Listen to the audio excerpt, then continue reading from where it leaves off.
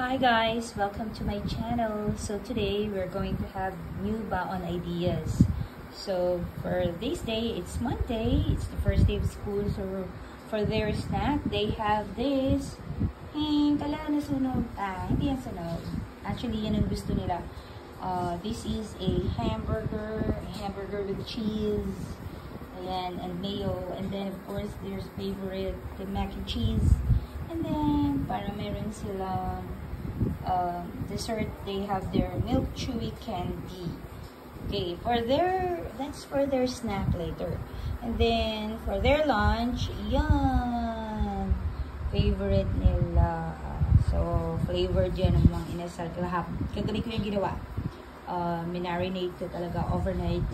So, I think it's very yummy. And they have their rice with them. Lalo kayo. Naku, mabubusog talaga sila nun. And of course, for their glow foods, ayan. So, ang isa, gusto ng melon, kiwi, and grapes. At ang isa naman, ayaw ng kiwi. Kaya grapes lang and mango. So, there you have it, guys. We have another baon ideas for this day. See you next time. Bye!